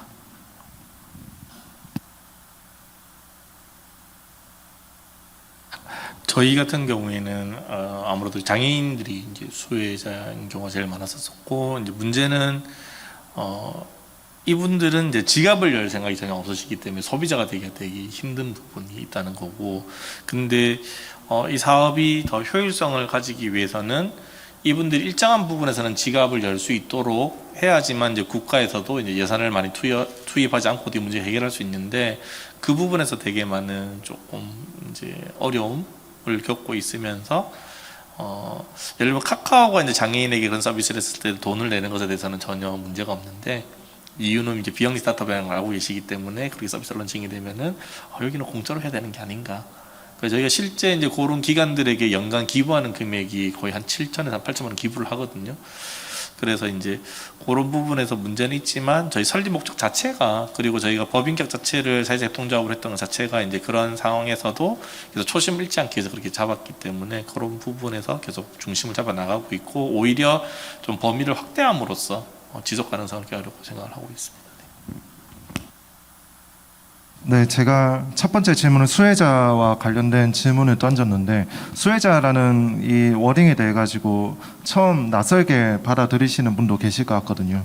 그 수혜자에 대해 가지고 잠깐 짧게 설명을 드리면, A라는 회사가 뭔가 서비스를 제공하고 있는데 돈을 지불하는 사람 그리고 서비스를 이용하는 사람, 이렇게 보통 두 가지로 구분을 하게 되잖아요. 근데 소셜이라는 섹터에서는 이 서비스나 이 회사가 성장함에 따라서 궁극적으로 수혜를 받는 사람들이 누구인가에 대해서 고민을 하게 됩니다. 그래서 그 수혜를 받는 사람들을 수혜자라는 워딩을 사용하고 있는 상황입니다. 네, 그럼 두 분 다 수혜자로 세팅을 한 이 부분이 내적 동력으로 작용을 한다고 답변을 해주셨는데, 제가 최재형 이사님한테 좀 더 여쭤보고 싶은 부분이 있습니다. 이게 교통약자라고 했을 때 대부분 관심이 없는 경우에는 저처럼 휠체어를 타신다든지 이런 분을 먼저 떠올릴 수 있을 것 같거든요. 그러면 휠체어를 타야 되는 이런 분들 외에 어떤 분들이 교통약자로 이렇게 지정이 되어 있고, 그리고 왜 그분들은 일반 교통수단을 이용하기가 어려운지 좀 설명해 주시면 다른 분들도 이해가 좀 더 좋아질 수 있을 것 같습니다. 네, 교통약자는 크게 이제 5 종류로 나눠져 있습니다. 그래서 이제 우리가 엄마 뱃속에 있을 때 임산부, 태어나고 나면 엄마와 함께 다녀야 되는 영유아 동반자, 그리고 조금 크면 이제 어린이, 그리고 나서는 이제 나중에 이제 나이가 들어서 노인, 그리고 이제 장애를 가지게 되면 장애인, 이렇게 5 종류가 교통약자로 정의가 되어 있는 상태이고요. 그리고 이제 이분들 같은 경우가 이제 특별한 서비스가 필요한 경우는 아무래도 지금 뭐 영유아 동반자라든지 그 다음에 이제 임산부 같은 경우에는 특별하지 않을 것 같지만 실제 경제력에 있는 문제가 있는 경우가 아니더라도 이제 움직임에 어려움이 있기 때문에 최근 그 지방 정부를 중심으로 해서는 실은 임산부와 영유아 동반자에 대한 서비스가 되게 많이 확대가 되고 있고, 저희도 서울에서 그런 콜택시 서비스를 역시 또 운영을 또 하고 있습니다. 그래서 이제 이분들 같은 경우에는 지갑을 단순히 열고 닫고의 문제가 아니라 항상 문제는 우리가 공동체가 왜 있는가, 왜 소셜 섹터가 있는가라고 생각하시면 좀 쉽게 답이 나올 것 같은데요. 이분들은 분명히 이제 우리 사회에서 조금 케어를 받아야 될 수 있는 당위성을 가지신 분들에 대해서 이런 범위가 선정이 되게 되어 있고, 그래서 아마 이런 서비스들은 아마 최소한으로 이루어지지만 아마 필요한 부분이 아닌가, 그게 아마 공동체의 최소한이지 아닌가 좀 싶습니다. 네. 네, 그리고 두 분께 제가 지금 가지고 있는 마지막 질문 드리고 플로에서 질문 받아보고 싶은데, 이게 사회적 기업이든 아니면 사회적 협동조합이든 이런 소셜 섹터에 계신 분들을 보면은 일단 기업이라는 것 자체는 지속 가능한 비즈니스 모델을 만들어 가지고 수익을 계속 지속적으로 이렇게 창출해야 되는 게 당연한 부분임에도 불구하고 사회 문제 해결이라는 이 부분에 조금 더 집중을 하다 보니까 지속 가능성이라는 부분에 대해서 간과해서 좀 빠르게 실패를 하는 경우를 많이 볼 수 있었거든요. 혹시 두 대표님은 초반에 이런 시행착오를 겪으신 적은 없으셨는지, 그리고 지금은 지속 가능성에 대해서 어떤 식으로 고민하고 계신지 한번 이야기를 들려주시면 좋을 것 같습니다. 저희도 3명 사회복지학과 학생들 3명이서 창업을 하다 보니까 사실 돈 버는 것보다는 이 친구들이랑 어떻게 같이 할 수 있을까, 그리고 이 친구들이 겪는 문제를 어떻게 하면 빠르게 좀 해결할 수 있을까에 대한 이야기들을 많이 했었고요. 그렇다 보니까 1년차 때는 저희가 물론 제품 개발이나 이런 것도 사업을 받아서 제품 개발이나 어떤 저희 나름대로의 역량을 갖추려고 노력은 했지만 이런 사회 복지에 대한 이 마인드가 너무 강해서 사실 1년차 때는 그런 기업으로서 가져야 되는 이윤 추구의 목적을 좀 방향성을 잃었었고요. 2년차 때 되니까 그제서야 저희가 사실 이게 50대 50으로 맞추기는 되게 힘들다고 생각을 해요. 그래서 지금 생각해 보면 저희는 2년차 때는 조금 더 이윤 추구, 이 경제적 가치에 대한 부분을 좀 더 집중을 했었고요. 그리고 나서 올해 3년차 때부터 좀 더 이런 사회적 가치를 창출할 수 있는 여러 가지 활동들을 할 수 있지 않았나. 그래서 조금 밸런스를 50대 5 아니면 사회적 기업이라고 해서 사회적 가치를 뭐 80, 90보다는 사실 그 연차나 단계에 따라서 그 비중이나 비율을 좀 달리 해가면서 하면 어떨까라는 게 제 생각이고요. 그래서 사실 사회적 기업이 그 사회적 가치가 너무 강해서 결국은 지원이 끝나면 망하는 경우들이 많다 보니까 저희는 그런 식으로 좀 해결을 했던 것 같습니다. 네. 저희는 뭐 일단 비영리 스타트업이었기 때문에 그 문제에 대해서는 조금 더 자유로운 것 같은데요. 뭐 저희 같은 경우에는 사회적 경제에서 받는 지원금 같은 경우 저희 그 사업개발비 한 번도 받아본 적이 없거든요. 그래서 별로 그쪽에는 기대지 않았었고, 그다음에 저희가 사회적 협동조합이라는 법인격을 선택한 것 자체가 결국에는 이제 그런 어떤 소셜 미션 달성이 아니면은 존립하지 않겠다라는 의미로, 저희가 목표로 하는 것은 저희가 만들었던 이런 것들이 국가에 직접 하겠다고 하면은 자산을 국가에 헌납하고 이제 떠나겠다라는 자세로 나왔기 때문에 아마 그런 부분에서 좀 명제가 좀 명확하지 않는가. 그래서 지속 가능성도 역시 저희가 바라는 것은 저희가 발굴했던 부분들이 이제 국가에서 이것을 바탕으로 해서 실제 적용할 수 있도록, 그래서 저희가 정부하고 이런 부분을 계속 많이 기획을 하고 같이 진행을 하고 있고요. 그래서 아마 그런 부분에서는 조금 자유롭지 않을까 싶은데, 중요한 거는 그 지점에 도달하기 전까지는 존재를 해야 되다 보니까 아마 지속 가능성은 굉장히 어떤 중요한 명제이고, 그래서 저희는 19년도 첫해 이제 10월 28일 창업을 했기 때문에 그 한 두 달 정도의 시간만으로는 흑자를 낼 수가 없었던 구조였기 때문에 그때는 잠시 적자가 조금 있었었고, 그 이후로는 그 매년 이제 흑자를 내면서 이렇게 나아가고 있다는 점 말씀드리고 싶습니다. 네네. 그러면 첫 2개월 이후 3개월부터는 거의 흑자 전환에 성공하셨다는 말씀이신가요? 네, 20년도부터는 이제 흑자를 이제 조금씩 다 내고 있고요. 그리고 네. 중요한 거는 저희가 이제 설립하는데 처음에는 빨리 이걸 설립해야 돼, 너무 좋은 아이템이야라고 생각했었는데, 뒤돌아보면은 아마 저희가 지금 나름 지금까지 버텨오고 계속 나갈 수 있는 가장 큰 원동력이, 처음에 바로 허가가 나지 않았고 약 10개월 가까이의 어떤 공백의 시간이 있었기 때문에 어떻게 보면은 굉장히 저희를 많이 돌아보고 그다음 페르소나에 더 집중할 수 있었고, 그랬기 때문에 이 서비스를 만들면 바로 공급이 돼야 되는데 그 체계를 만들 수 있던 시간이 아마 그 시간이 아니었던가. 그래서 저희가 지금도 많은 분들에게 지금 안 하면 안 될 것처럼, 시기가 지금이 마지막인 것처럼 보이지만 기회는 계속 온다. 네네. 그래서 너무 조급하게 가지 말고 진짜 이 페르소나의 어떤 니즈를 정확하게 반영하고 있는지를 더 계속 자문해보라고 많이 제가 좀 많이 컨설팅하는 편이라서, 네네네. 그래서 아마 저희는 하자마자 바로 이렇게 매출을 올릴 수 있었고 조금 안정적으로 나갈 수 있었던 것 같습니다. 상당한 그 준비 기간이 있었기 때문에 바로 또 흑자로 전환할 수 있었을 거 아니에요. 근데 오늘 커피클럽 주제가 소셜 벤처인데, 소셜 벤처라는 단어가, 이건 제 개인적인 의견인데, 예전에 사회적 경제라고 하면은 뭔가 색깔이 너무 떠오르는 색깔이 있었잖아요. 그거를 이제 조금 약화시키는 단어가 소셜 벤처가 아닌가 싶습니다.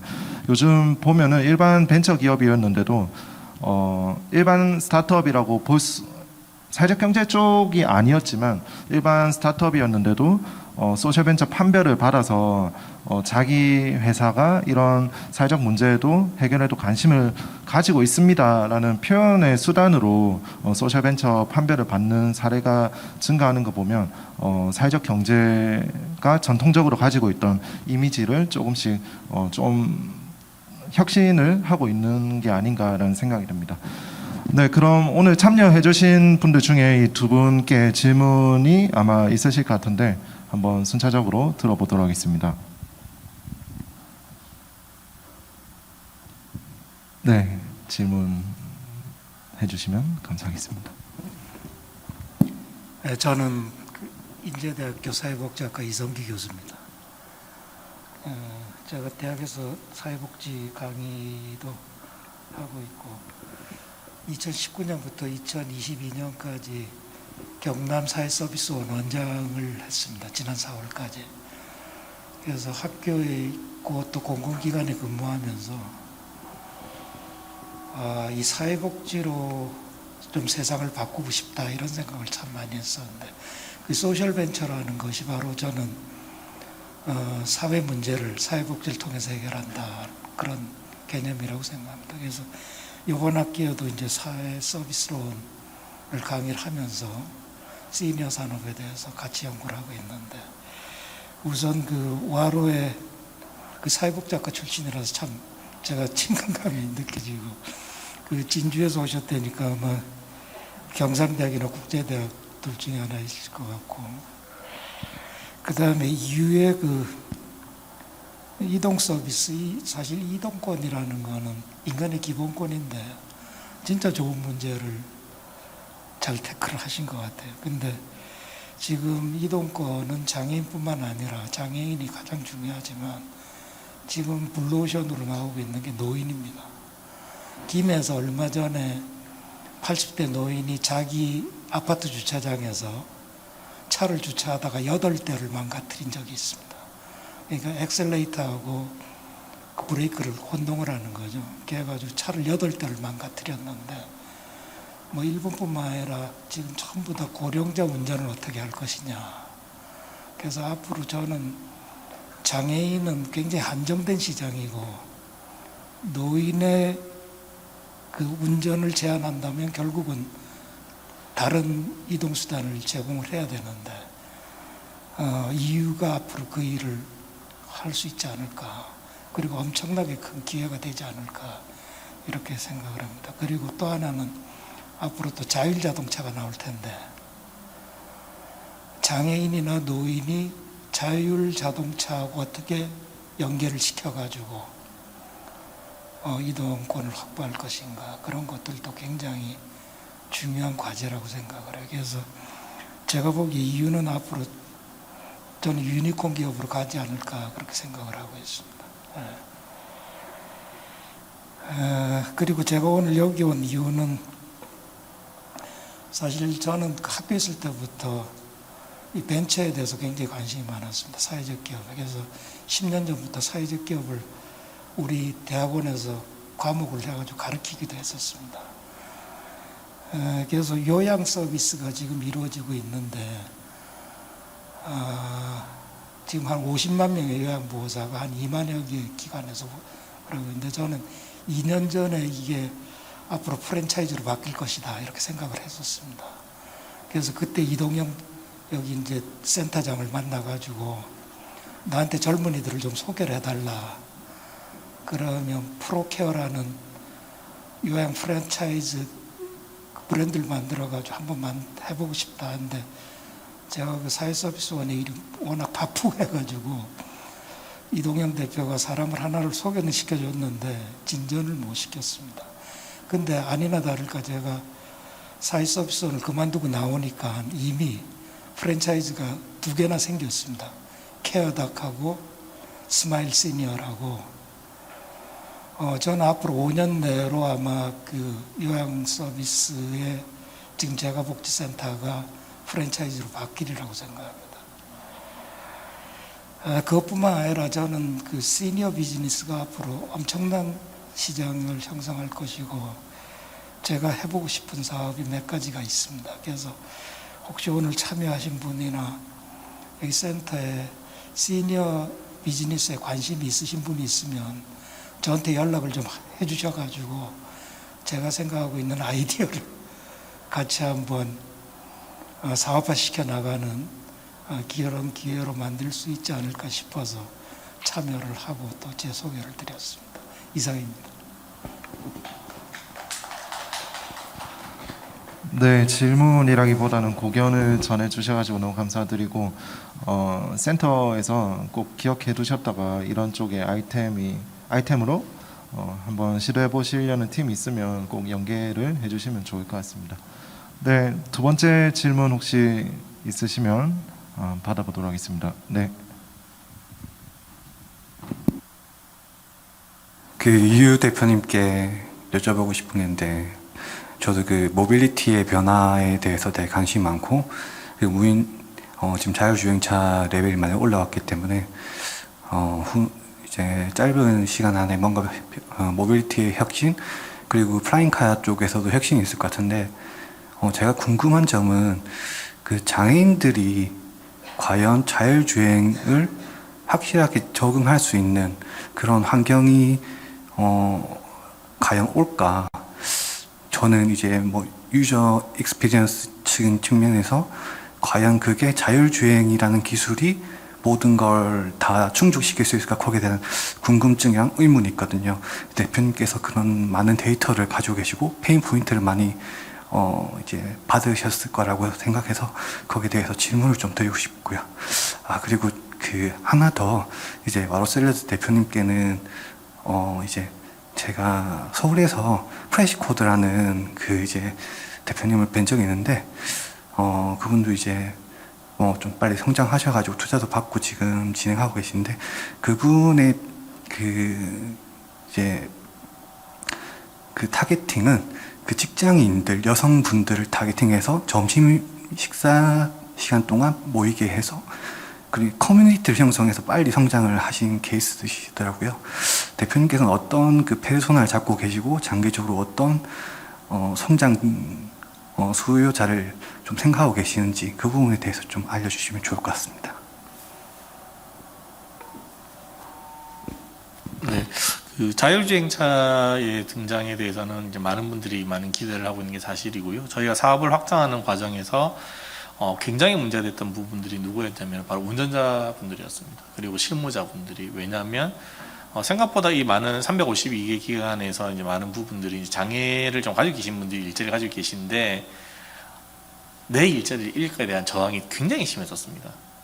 그래서 이렇게 시스템이 도입되면 내가 수동 배치할 필요가 없으니까 내 일자리가 없어지는 거 아니냐부터 해가지고 굉장히 저항이 심했었고, 그래서 아마 그런 부분에 이슈가 있겠지만 이쪽 영역도 마찬가지로 평균 연령이 이제 기사 수행하시는 분들이 50대가 넘으시기 때문에 아마 그런 어떤 사회적인 수용성 부분에서는 아마 크게 문제될 게 없다 생각을 하고 있고, 두 번째는 저희도 실은 이제 부산에서 이제 부산에 해운대 오면 해운대 수목원이라는 도심 수목원이 지금 이제 1단계 개발이 완료되고 2단계를 넘어가고 있는 중인데요.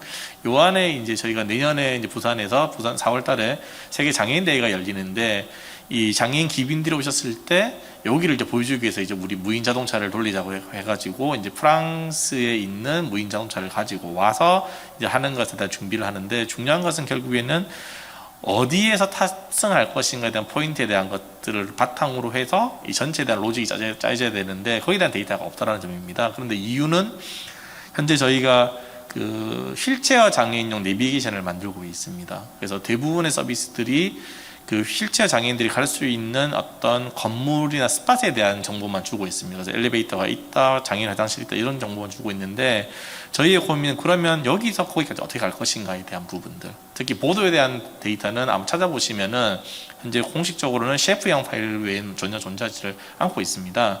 근데 저희가 이제 이 차량들을 서비스를 하다 보니까 분명히 차량과 이 코란 어떤 휠체어 장애인의 위치가 겹치는데 차량이 다시 배회를 하고 난 이후에 다시 탑승하는 현상들을 목격을 하게 되었었고, 이게 왜 일어나는지를 저희가 살펴보니 휠체어에서 차량을 탑승하려고 하면은 저상버스인 경우에 대중교통인 저상버스인 경우에는 측면에서 슬로프가 나오기 때문에 바로 탑승할 수가 있는데, 대부분의 이런 서비스를 이용한 차량들은 이제 뭐 스타렉스라든지 카니발이다 보니까 측면이 아니라 후면으로 이렇게 슬로프가 나오는 구조입니다. 그러다 보니까 휠체어가 도로에 나오지 않고 탑승할 수가 없더라. 그렇기 때문에 도시에서 아무 곳이나 탈 수 있는 곳이 아니라 탑승할 수 있는 포인트가 정해지더라. 그래서 저희가 현재 올해까지 저희가 부산에서는 한 17,000곳의 스팟을 발견하게 되었고, 경남에서는 한 20만 이상의 스팟을 발굴하면서 나중에 최적의 위치가 어디인가에 대한 것들, 그리고 그것이 아니었을 때 어떻게 인도할 것인가에 대한 부분들을 이제 계속 이렇게 연구를 하고 있고, 그것이 아마 자율주행과 겹쳐지게 된다 치면은 또 서비스가 가능할 것이다. 그리고 우리가 그 장애인 화장실도 장애의 유형과 휠체어의 종류에 따라서 원래 사이즈가 달라야 되거든요. 사이즈가 나눠져 있습니다. 근데 일반적으로는 그냥 장애인 화장실만 통용되고 있는데, 마찬가지로 과연 이분이 보조 도움 없이 탑승하실 수 있는 분인가 아닌가에 대한 구분도 역시 마찬가지고, 그런 것들이 저희가 이분이 반드시 그 보조인이 있는 가운데서 움직이시냐 아닌지 이런 것들에 대한 데이터들부터, 그 다음에 탑승할 때 걸리는 시간들, 방식들에 대한 것들에 대한 데이터를 쌓음으로써 그런 것을 구분할 수 있기 때문에 이러한 요소들이 가미가 된다면 충분히 가능하지 않을까라고 생각을 하고 있습니다. 예, 답변되는지 모르겠습니다. 네. 네, 저희도 물론 그 프레시코드나 여러 업체, 샐러드를 포함한 건강식을 판매하는 업체들이 대다수 그 고객들은 유사할 거라고 생각을 하고 있고, 실제로 저희도 뭐 진주라는 지역에서 샐러드 매장을 운영을 하고 뭐 다양한 이제 가맹점들을 통해서 그런 고객에 대한 데이터를 보면 실제로 그 서울에서 판매하는 샐러드를 이용하는 실제 고객들과 유사하고요. 저희는 근데 요 지역에는 사실 한계점은 그런 분들이 많지 않다라는 게 한계점이고 서울이나 뭐 부산 정도 돼야 사실은 어느 정도 사업 규모나 확장이 가능하다라고 생각을 하고 있어서 오히려 저희는 아까 말씀드린 와로 샐러드에 이제 어플리케이션을 좀 더해서 사실 이런 그 이용 고객층을 좀 더 확장하려고 하고 있고 그 확장층은 지금 단계에선 이제 식단 관리를 필요로 하는 사람들로 좀 더 확장을 하고 추후에는 저희가 이제 개인 맞춤을 목적으로 서비스를 하려고 하다 보니까 좀 더 개인 맞춤에 필요로 하는 사람들이 사실은 이제 질환을 갖고 있는 분들이라고 생각을 하고 있어요. 그래서 앞으로는 그렇게 좀 더 대상층을 확장해 나가서 최종적으로는 어떤 이런 식단을 내 개인에 맞춰서 꼭 먹어야 되는 이런 질환자, 질병 이런 쪽으로 좀 더 확장되지 않을까라고 생각을 하고 있습니다. 네. 네, 그럼 페르소나는 지금 유사 업체하고 비슷한 상황이지만 제공 서비스를 다양하게 확대시키면서 성장해 나가 보겠다 그런 말씀이신 거죠. 네, 알겠습니다. 네, 혹시 추가 질문 있으실까요? 네, 하나 질문이 네. 이유 대표님께 질문이 있는데요. 대표님께서 B2G 사업할 때 그 정부 기관을 상대로 이 사업을 따낼 때 했던 방법들이 궁금합니다. 예를 들면 뭐 공문 발송을 그냥 하셨다던가 아니면 기존에 네트워킹이 있었다던가 그런 것들이 궁금하고요. 마지막으로는 그 이제 소셜 벤처랑 일반 기업이랑은 좀 차이가 이제 이익 실현의 사회적 가치 실현도 있지 않습니까? 그래서 그 두 개를 다 하다 보면 아까 말씀해 주신 것처럼 지속 가능이 어려울 텐데 좀 차별화된 전략이라거나 아니면 뭐 이유만의 다른 뭐 수익 모델이 있는지 궁금합니다. 네. 먼저 그 사회적 기업과 소셜 벤처랑 엄연히 다르고요. 소셜 벤처에 대해서는 그런 제약이 없다. 그리고 사회적 기업에 대해서도 많은 분들이 혼돈을 하시는데 내가 번 돈에 대해서 이제 그 순이익 남는 금액에 대해서 배당할 수 있는 금액이 생겼을 때 그걸 이렇게 뭐 배당을 해야 되는 건데 중요한 거는 이제 회사가 성장하는 과정에서는 재투자에 대한 개념이 있습니다.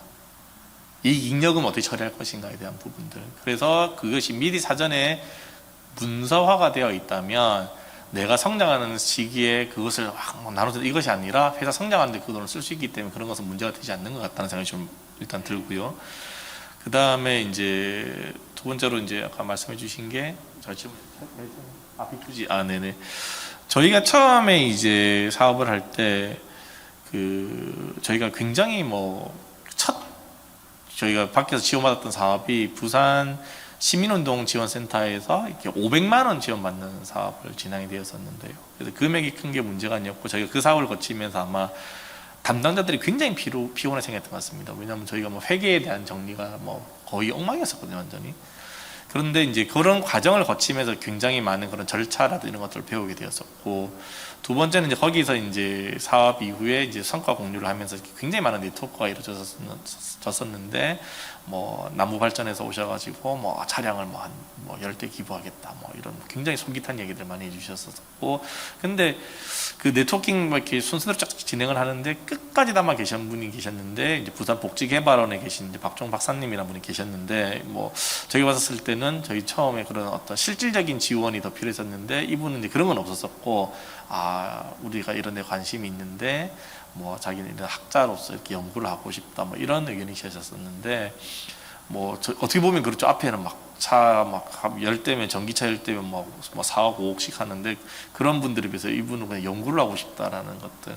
근데 저희가 제일 중요했던 게 아마 그런 분들에 대해서도 저희가 굉장히 긍정적으로 그럼 저희가 확보한 데이터를 제공해서 같이 한번 그걸 더 같이 연구를 하고 싶다 굉장히 좀 적극적으로 나갔던 부분이, 그래서 이제 그게 나중에 어떻게 이어졌냐면 저희가 첫 번째 사업이 이제 부산 북구에서 이제 통합돌봄 서비스, 지역사회 통합돌봄 서비스에서 이 지역에 있는 어르신들이 병원에 갈 때 어떻게 이 서비스를 할 것인가를 저희에게 접목을 한 서비스였는데, 그 당시에 이 사업에서 북구가 진행을 하지만 전체적으로 사업의 어떤 것을 ISP를 맡은 게 부산복지개발원에서 그 박사님이 맡게 되셨고, 그러면서 자연스럽게 연계가 되면서 저희가 첫 사업을 진행하게 되었습니다.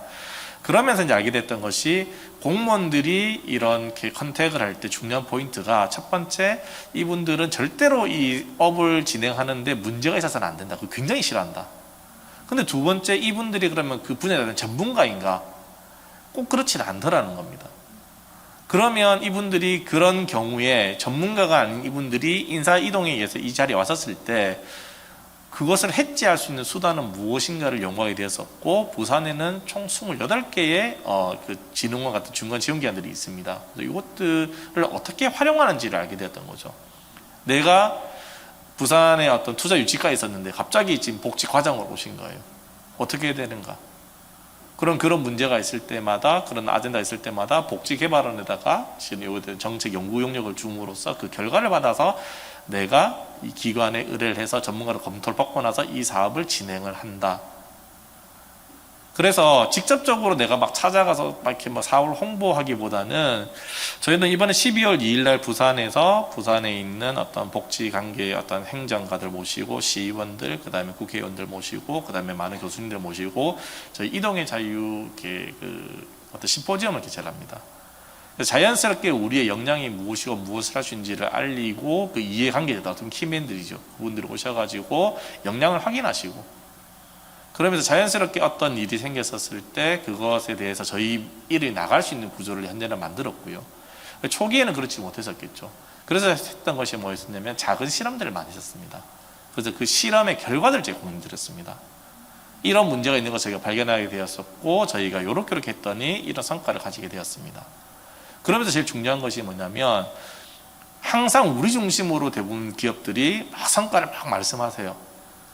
중요한 건 그게 아니라 객관적으로 이것을 어떻게 성과 지표를 측정하시는 것이, 객관적으로 이거를 봐줘야 되는데 그런 부분이 좀 약한데, 그런 부분을 보완해서 내가 문제를 발견하게 되었고 이런 식으로 해라니까 이런 결과가 나왔다는 것을 계속 공유하는 것들.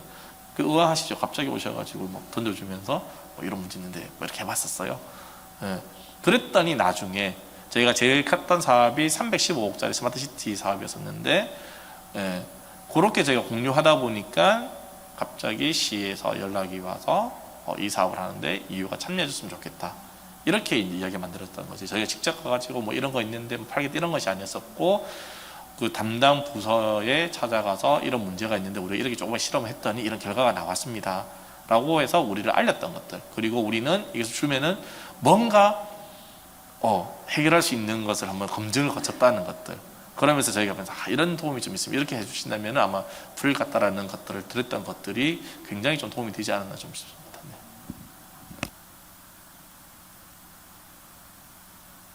네, 그럼 이제 질문이 다 나온 것 같은데 제가 제일 궁금했던 거 하나 대표님한테 여쭤보고 마무리하도록 하겠습니다.